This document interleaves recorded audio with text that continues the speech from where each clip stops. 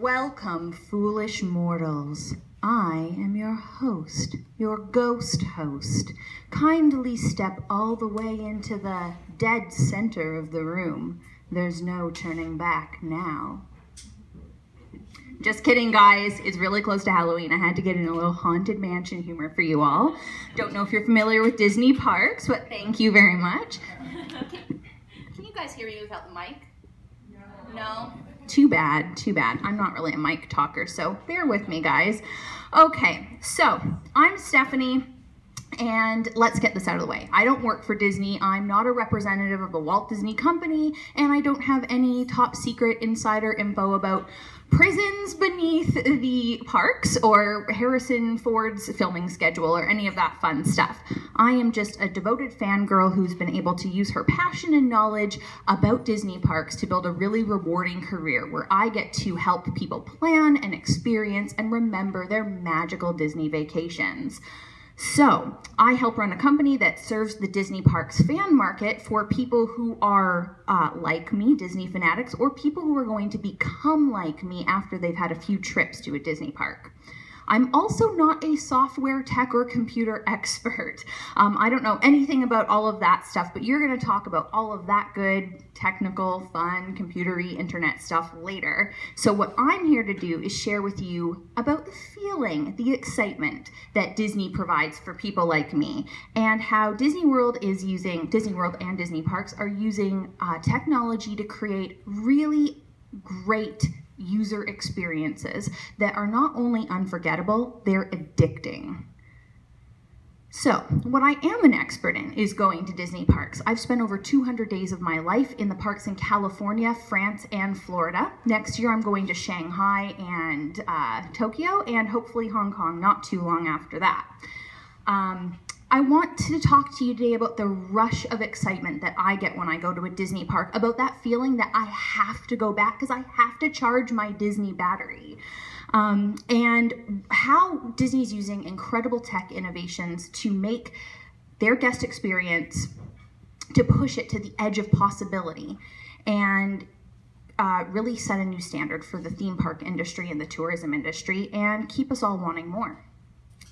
So you've all heard of Disney. Maybe you enjoy their movies, or you have really fond memories of meeting Mickey when you were a little kid on a family vacation. And maybe you think that they're an evil capitalist organization just out to grab all your money. But either way, you probably don't think about them as a leading innovator in user experience technologies.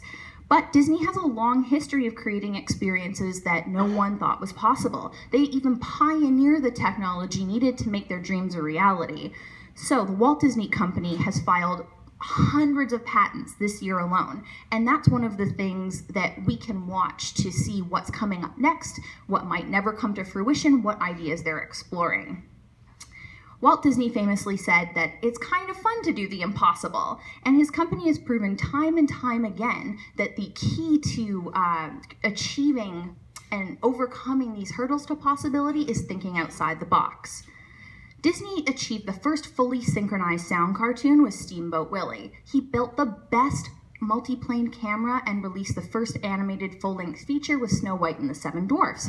And when it came time to build Disneyland, he created immersive attractions that are still fan favorites more than 60 years later. I mean, they built audio animatronic animals that were so realistic that people thought they were real animals on the Jungle Cruise. They thought there was just a magical elephant standing in the same spot every time you went by on the boat, because they did such a good job in creating this technology no one had ever seen before. Walt Disney envisioned a place where the concepts of yesterday and tomorrow and fantasy could all come together and be alive for guests, and they created the blueprint for modern day theme parks. And even today, Disney theme parks are unrivaled for attendance, recognition, and guest satisfaction. But that's not even the goal. The roller coasters, the princesses, the Instagrammable Mickey-shaped foods, these are all things that contribute to guest satisfaction. But the real goal for Disney is guest loyalty, brand loyalty. And the bridge from satisfaction to loyalty lies in user experience. So, let's talk about some of the problems that guests going to a theme park might face and how Disney is creating seamless solutions through user experience and creating masses of raving fans like me in the process. We're going to start somewhere simple: apps and RFID technology. So a few years ago, CEO Bob Iger told his team to fall in love with technology as Disney was rolling out a groundbreaking new application for their guests at Walt Disney World in Florida. It's called My Disney Experience, and it allows guests to do basically everything they need to do for their vacation on their phone. You can create a profile of personal information. You can choose an avatar that best represents your own personal Disney style. You can book and plan your vacation. You can link your resort, dining, and ticket reservations all together. You can view photos from your trip, and you can even reserve times to ride attractions up to 60 days in advance of your visit. This has taken the idea of showing up to a theme park and just winging it and having a good time and completely destroyed it. My Disney Experience, or MDE, allows guests to use these functions, but it also indirectly necessitates it. So, for example, the attraction reservation system is called FastPass Plus, and how it works is you go on the app before your vacation and you pick what day you're going to be there and what park you're going to go to on that day. Then you can pick up to 3 attractions and reserve a 1-hour time slot to return to each one. And that's great because let's say you're going to Epcot. A few years ago, about a year and a half ago, they released a new ride based on the top grossing animated film of all time, Frozen. So on a moderately busy day, this attraction commands wait times of 2 to 3 hours. Imagine that, just standing to go on a 4-minute boat ride with your kids for 2 to 3 hours. That sounds terrible. But if you use FastPass Plus, you'll be able to, during your 1-hour window, go back to a priority entrance where you'll be admitted immediately, and you might only have to wait 10 or 15 minutes to ride that attraction. So while you might really like the idea of showing up and going with the flow, if you are going to a Walt Disney World theme park and you're not using FastPass Plus and you want to ride all of the top attractions, you're absolutely crazy if you don't use FastPass Plus. So, a hidden perk of FastPass Plus is that it allows Disney to see where guests are going, where they're planning to be on what day. And this can help them gauge attendance. It lets them know where the crowds are going to be. They can preemptively decide how much food and merchandise and staff to bring into different parks or different areas of the parks. And even though that might seem a little creepy, it really does contribute to a much better guest experience. It's more pleasant for everyone. And, some people are like, that application sounds really big brothery, but you know what? People can't get enough of it. They're constantly adding new features. They've recently added online check-in. So basically, I can go on my computer before I even get on the plane in Toronto and leave, and I can check into my hotel. I don't even have to go to the front desk when I get there. I can just go to my room. They've added mobile orders, so I don't have to stand in line to buy my delicious chicken nuggets for lunchtime. I can just order them on my phone and walk in and pick them up. No cashier needed. So why does this work? It's familiar technology. We're all already using this stuff. We order Ubers on our phone. We have Starbucks mobile order. You might be even using Apple Pay or controlling elements of your home alarm system or your car with your phone. Why would your vacation be any different than your everyday life? So this is also a win-win for Disney because you've already paid for the most expensive part. That little computer in your pocket, your little iPhone, that's the technology they need you to carry. You're already doing it. You're making their job easy. All they had to do was build some software to help make that experience possible for you. And they have the side benefit of the more that you're doing to control your own vacation destiny, the less that they have to hire people to take care of little things like, say, dining reservations. They just write some computer algorithms or whatever they do, and I can go online. A human never touches my reservation until I show up at the restaurant and tell them that I'd like to have dinner. So, as a companion to MDE, Disney introduced these little beauties. This is a magic band. What you're looking at is a comfortable, waterproof RFID bracelet that allows me to simply tap in order to unlock my room, access free airport transportation, get into the pool, enter the park, reclaim my FastPass Plus, pay for food and souvenirs, and save photos to my MDE account. They come in different colors and character patterns, and you can even get customized ones. You can actually buy limited edition magic bands for Christmas or Halloween that do like sound and light effects every time you tap them. And, you know, people pay out the nose for these. People have collections of them. I myself have an entire rainbow of magic bands. So, of course, these bands don't work on their own. Disney had to change a lot of things in the physical parks to roll these out over a 2-year process. Turnstiles at the park entrance, gone. Now it's just a glowing Mickey orb and you just tap and go on in. They needed to add FastPass Plus computerized kiosks at every attraction entrance. Previously, they used a paper FastPass system, and a cast member would literally just take your paper ticket from you, and now it's all computerized.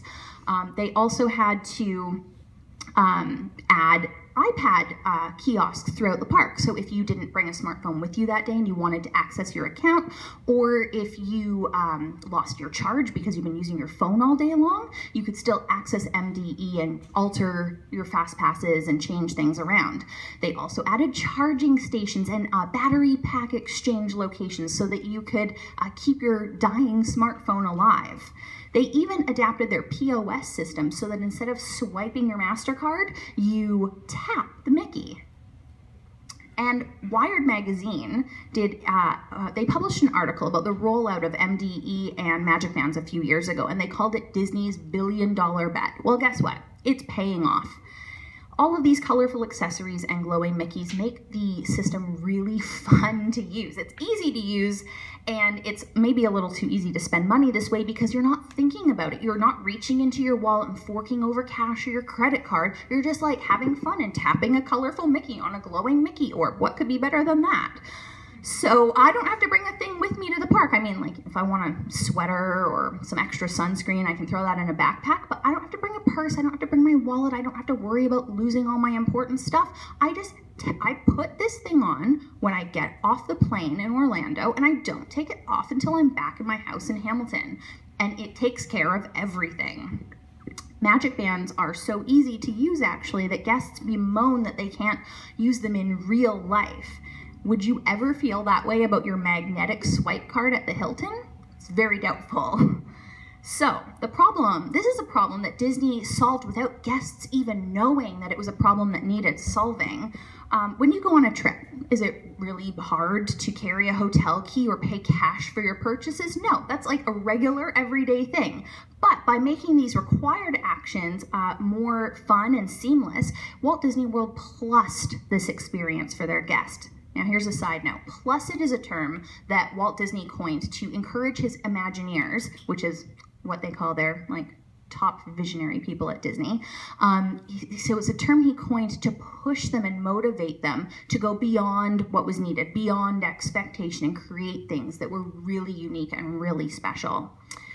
So, magic bands provide even more of an opportunity to plus it. Guests might be greeted by cast members or even characters by name because something in the room around them or a tool that they're using senses the RFID in the magic band, and they can welcome you. So just think about this for a minute. Think about how magical it is if you walk into a character greeting and Cinderella's standing there and she says, "Welcome to my kingdom, Princess Stephanie. How are you enjoying your stay?"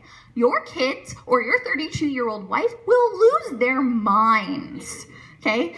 With Magic Band, not only has guest experience been enhanced, but Disney can use tech to track your spending habits and send advertisements to you in the future for discounts and promotions that you would find most interesting. They can track movements in the park in order to help distribute crowds, staff, and even ride vehicles. So here's another problem that MDE and magic bands can solve.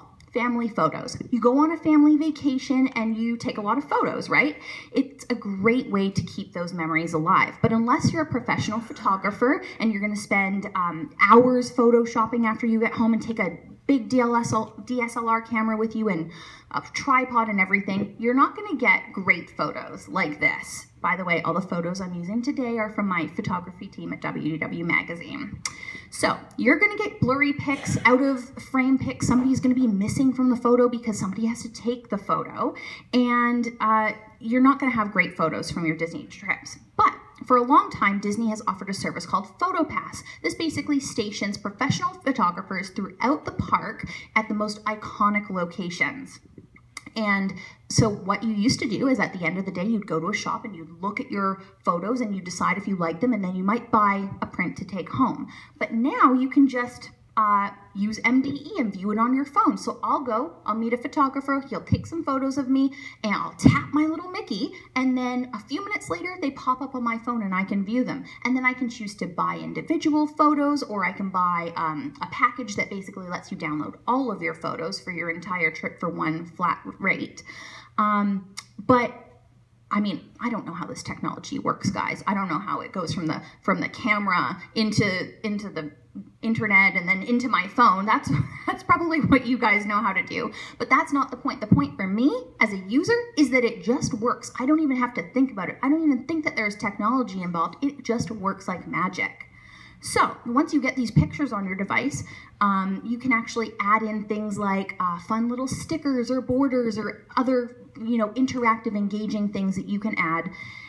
And you can actually, on certain rides will sense your magic band at the right time and take your photo or even a video of you on the ride and just send it to your phone, because it just magically knows. It's amazing.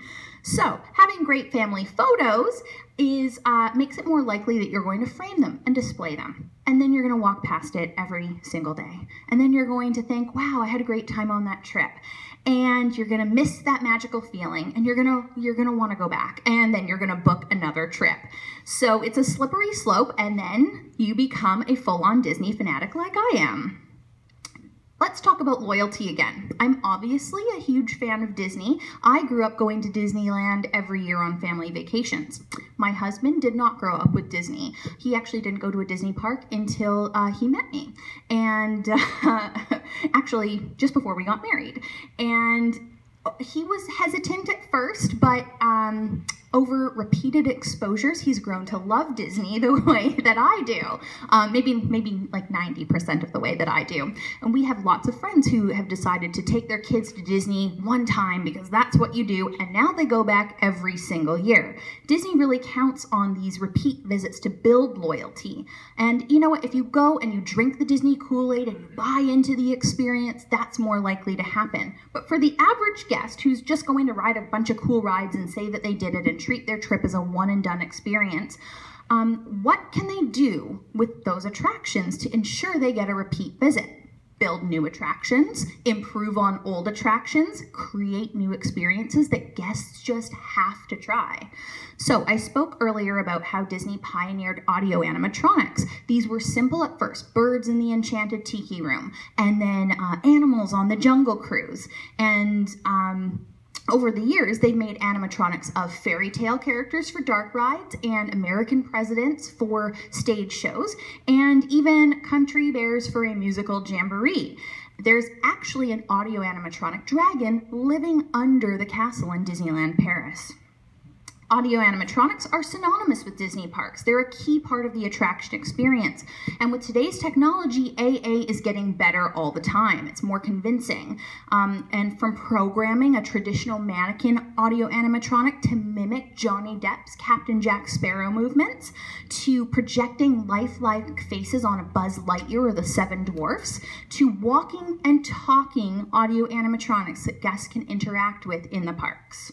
That's right, you can be walking around a Walt Disney World park, or actually Disney park anywhere in the world, and encounter an audio animatronic. A couple of my favorites are right now in Tomorrowland at Walt Disney World. There's ICANN, the talking robot. He's a freestanding robot. He will laugh and talk and joke with guests. He runs around and interacts with you. It's amazing. On our Disney moon, that's a Disney people's word for honeymoon, we actually ran into a trash can that walked up to us, rolled up to us, I guess, and started singing us the wedding march because we had little bride and groom ears on, and that was like super memorable, and I think about it all the time.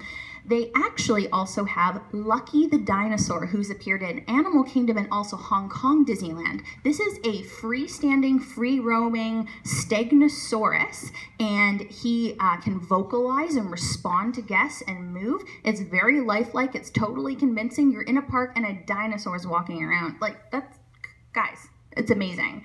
So it's a great example of how Disney is taking a classic technology and evolving it for their 21st century audiences.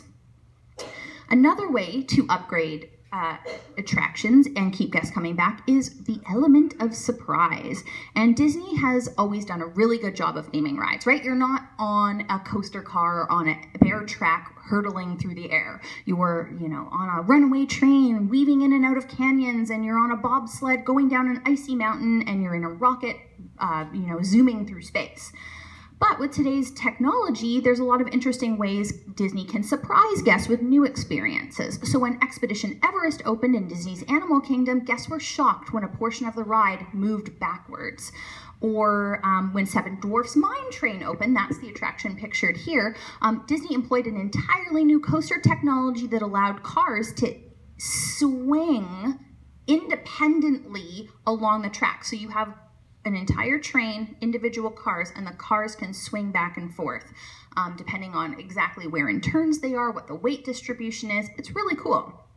And in Shanghai, Tron Light Cycle Power Run actually has guests board vehicles that mimic like riding a motorcycle. And Walt Disney Studios in Paris has Crush's coaster, which combines a dark ride experience, and then all of a sudden you're on a spinning in the dark roller coaster. So, that allows people to surf the EAC. Cool, dudes. So, taking a look at classic kiddie rides. These are the dark rides, slow-moving attractions, usually through an illuminated story environment. They're getting a makeover too. Using satellite technology, Disney's able to create trackless ride systems, and these are really popular in the Asian and European parks, and the first attraction like this is actually coming to Disney World before 2021. And basically, you can still move through these story environments, and multiple cars go at a time, but then instead of just going along a track, you end up in these like free roaming rooms where your vehicle can move around and dance around and interact with the other vehicles, and you get a totally unique ride experience every single time. So that's being used right now on Mystic Manor, Ratatouille the Adventure, and Pooh's Honey Hunt. Something else Disney's trying with their attractions is employing gamification to make guests actually engage with their environments. The changes in ride experience from viewing a story to being an active participant in the outcome is really powerful. We all love video games. The kids love video games. Everybody's addicted to games on their iPhone. So this is just taking that and making it a real life experience. So these might be traditional dark rides or 3D attractions where guests use a tool to interact with the ride. So on Buzz Lightyear's Space Ranger Spin and Toy Story Mania, people have basically like a gun or like a pulley system, and you shoot targets and you earn points just like a video game. And on Monsters, Inc. Ride and Go Seek, you use flashlights to activate special effects throughout the ride. In Epcot, Agent P's World Showcase Adventure has guests use a cell phone-like device to go on a scavenger hunt throughout different pavilions like China or Germany, and the phone provides like clues and challenges to complete a secret mission. And in Magic Kingdom, you can play Sorcerers of the Magic Kingdom, which combines trading cards with hidden video projection screens throughout the park, so that you kind of have like an augmented reality Pokemon card kind of experience.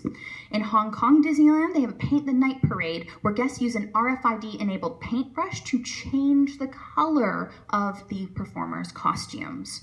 There's even a rumor that based on recent patent applications that Disney is working on face sensor technology. So basically you would be on a ride, they'd be able to sense your face and possibly immediately adjust your guest experience. So if you're looking really terrified, maybe they tame things down, and if you're looking bored, maybe they throw some extra special effects your way. That's pretty cool. Of course, the best kind of attraction is one that does not feel like an attraction at all, that makes you forget that you're even in a theme park. That's That's the dream. That's what's really special. So the first time Disney achieved this was with Soarin' over California, which has since been upgraded to Soarin' around the world. The ride is simple. You're sitting in a mesh seat. You're suspended in the air. There's a huge IMAX dome all around you, and they're playing aerial footage of beautiful, famous landscapes. There's a swelling cinematic score that plays on your emotions, and there's gusts of air at the exact right time. And then pine, orange, ocean smells waft over you. It's like you're really there. You're the hang glider. You are soaring over California. And then tears are streaming down your face because you're going back down, and it's all over. And I swear, that sounds crazy, but I'm not crazy. This is the kind of reaction that I hear about from guests every single day. What's remarkable about Soarin' is that unlike many other Disney attractions, it doesn't play on your pre-established connection with a character or story. It stands on its own merit. So going one step further, Animal Kingdom just released a new Avatar-based attraction called Flight of Passage. It's expanding on this premise. It's the same kind of ride, but you're flying over Pandora on the back of a banshee. And in this case, you straddle a bike-like seat and you get like locked into position as if you're riding a creature. And the magic really happens when your lab-like setting transforms into this flight simulation experience that is so real, you can feel the banshee breathing beneath you. This kind of multi-sensory ride experience is becoming more common and more sought after by park guests. In Shanghai Disney Resort, there's a new Pirates of the Caribbean ride based on the Johnny Depp movies. And it takes a classic Disney concept, boat ride in the dark pirate story, and it takes it to a whole new level of epic adventure that blows every other Disney attraction out of the water. It combines real sets and audio animatronics and giant video screens and incredible never-before-seen effects provided by George Lucas's ILM. And the boats don't just move forward. They can move backward, they can move sideways, they can move up and down. And that's all thanks to electromagnetic tech in the ride control system. So this is the Disney ride that we are looking to for big attractions going forward to set precedents for what we can expect on user experience front. So that brings us to the very highly anticipated opening in 2019 of Star Wars Galaxy's Edge in both Walt Disney World in Florida and Disneyland in California. There's next to no information about what these experiences are going to be like. There'll be two attractions. In one, you will be able to pilot the Millennium Falcon, and in the other, you will be placed in the middle of a battle between the First Order and the Resistance. We're expecting these rides to transform guests into active players in the story, and rumors are that choices you make in the ride may follow you into the larger Star Wars land itself, thanks to our good friend, the Magic Band. So, Disney is loving giving guests control over these experiences, giving them ownership in their fantasy vacation. That's the next UX frontier for them, because let's face it, the thing that Disney Parks does really well that nobody else does is offer total escapism. At Walt Disney World, a Star Wars hotel is slated to open by 2021. And again, details are extremely scarce, but the rumored concept that is instead of just using your hotel as a place to shower and sleep amidst your theme park fun, this will be a capsule experience, much like on a cruise ship where you have a vast but finite amount of space that you can explore. Guests will eat meals and experience entertainment and do everything in this closed campus setting. If true, guests might be assigned roles or costumes, motivations, challenges to live out the experience of actually existing in a galaxy far, far away and fighting for the light side or fighting for the dark side. And it would be like a real-life RPG of one of the most popular film franchises ever. On a smaller scale, Disney's looking at ways to improve guest experience in their resort hotels right now. And as they build new resorts around the world or refurbish old rooms at existing hotels, the one thing that they really need to add for guests is simple. It's power. 10 years ago, you didn't travel with all the devices that we have now. Every member of your family didn't have a device. You weren't traveling with a laptop and a tablet and a phone. So there was like maybe one extra outlet in your room that wasn't being used for the blow dryer or the TV or the lamp or the alarm clock, and you could just charge your laptop. Now everybody needs these power outlets. So they're really working on upgrading the power situation, integrating USB plugs right into the wall, adding lots more outlets to make that easier for guests. It's really important, especially with the MDE technology and them wanting you to use it all the time. So, to really plus it in this frontier, Disney is working on an innovative prototype for ubiquitous wireless power delivery. So if successful, what this will do is deliver charging capability, deliver charge wirelessly to several devices within a set range, much the same way that we connect to the internet via Wi-Fi. Wireless charging surfaces are nothing new, but we've never seen this kind of wireless charging environment on a scale like this before. So it'll take it to a whole new level. An essential part of any Disney parks experience is what Walt Disney called the kiss goodnight. That's the last thing that guests do or see or experience before they leave the parks. You want them to have a warm, fuzzy feeling. You want them to come back. So traditionally, it's a fireworks display. And over the years, we've had the glowing Main Street Electrical Parade or shows like Fantasmic that use performances and pyrotechnics and projections. And they've all filled that role. But Disney hasn't forgotten about fireworks, and right now they're working on integrating outrageous computer-controlled fireworks displays with projection technology that can morph the castle and many other buildings in the surrounding area into anything you can imagine. Gingerbread houses, volcanoes, skies of floating lanterns, jungles full of dancing animals, and this tactic makes it part of a much larger, more immersive story. You're not just watching a show anymore. You're surrounded on Main Street by all of this stuff that's happening around you. And when they add in practical effects like twinkle lights or bubbles or a Finding Nemo puppet or snow or even inflatable seaweed like they did for the Disneyland 60th anniversary celebrations, you've got something that guests are going to talk about for decades. It's pure wonder. So remember all those patents I mentioned? Here's something really unbelievable that Disney's working on. They're working on tactile fireworks displays so that visually impaired guests can also experience these nighttime spectaculars. That's amazing. Finally, we're going to talk about the sense of delight that guests have when experiencing their favorite characters come to life. So for years, there's been a divide between mask characters and face characters. Face characters are actors in beautiful costumes who can talk and interact with guests. Think Belle from Beauty and the Beast. And mask characters, have their faces covered. They're more that traditional mascot type outfit. So think Beast from Beauty and the Beast. Mask characters have always been more difficult to perform. They can only communicate with gestures, but technology's improved, allowing lighter, more agile costumes to be created. When the first Mickey Mouse costume was made, it was not very lifelike, and over the years the design got better, and eventually, in addition to just walking, Mickey could dance around. Then he could, with the invention of our articulated mask, he could blink his eyes and move his mouth. And eventually he could play the drums in Mickey's Sensational Parade at Disneyland. But this is where pure delight comes from UX developments, because now you can meet Mickey Mouse and he can talk to you. And I'm not just talking about like hello, full conversations, where you're from, what you're doing that day, do you want to see a magic trick? To me, a kid who grew up believing that all the mask characters just like had come down with a cold that day and they were saving their voice for their movies, the ability to walk in and like talk to Mickey is probably the most impactful development that I've seen. And it seems so simple, but it took over 80 years for that to happen. Walt Disney said that Disneyland will never be complete. It will continue to grow as long as there's imagination left in the world. And that's what the Walt Disney Company does every single day, day in and day out. The guest experience is ever evolving the boundaries of what's possible as technology expands.